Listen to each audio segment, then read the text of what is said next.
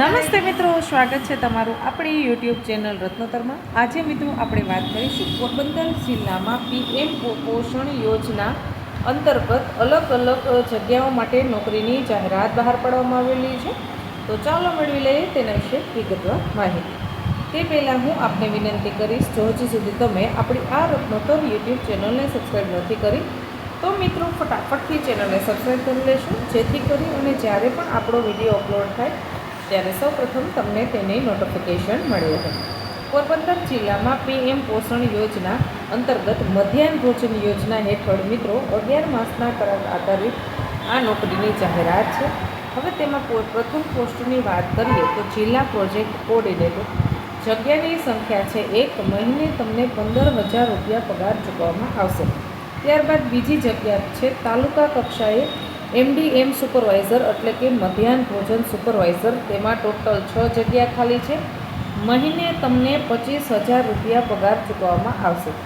PM પોષણ યોજનામાં જિલ્લા પ્રોજેક્ટ કોઓર્ડિનેટર અને તાલુકા કક્ષાએ તાલુકા પ્રોજેક્ટ કોઓર્ડિનેટરની જગ્યા ખાલી છે મિત્રો। હવે તેમાં આપણે વાત કરીએ તો કે ભાઈ 11 માસના કરાર આધારિત આ જગ્યા છે। હવે તેના અંદર શૈક્ષણિક લાયકાતની વાત કરવામાં આવે તો જે લોકોએ હોમ સાયન્સ કરેલું છે, એમએસસી હોમ સાયન્સ કરેલું હોય, ફૂડ ઇન ન્યુટ્રિશન કરેલું હોય તેવા બહેનો આમાં અરજી કરી શકશે, બરાબર છે। હવે આ અરજી ફોર્મ, નિમણૂક માટેની લાયકાત શરતો તેમજ કામગીરીની વિગતો જિલ્લા પુરવઠા અધિકારી પીએમ પોષણ યોજના, કલેક્ટર કચેરી, પ્રથમ માળ, રૂમ નંબર 110, જિલ્લા સેવા સદન ખાતેથી 14/7/2025 સુધીમાં કચેરી સમય દરમિયાન મેળવી શકાશે।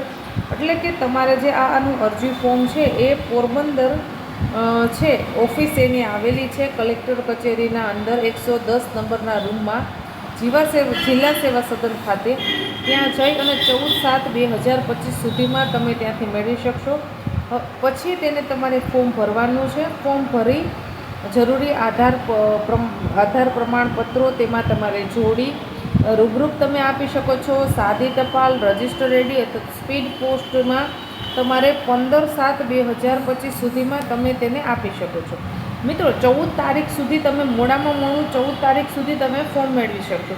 ફોર એક્ઝામ્પલ, જે લોકો પોરબંદરના છે તે લોકો 14 તારીખે ફોર્મ લઈ આવે અને જો 15 તારીખે જમા કરાવે, કેમ કે એમાં રૂબરૂ ફોર્મ જમા કરાવશો તો પણ ચાલશે, અથવા તો રજિસ્ટર આઈડી અથવા તો સ્પીડ પોસ્ટથી પણ ચાલશે। 12 ગામના જે લોકો છે અને એ લોકો અરજી કરવા માગે છે તે લોકોએ લેટમાં લેટ એટલે કે મોડામાં મોડું 14 તારીખ સુધીમાં ફોર્મ લઈ લેવાનું છે અને 15 તારીખે ફોર્મ જમા કરાવી દેવાનું છે।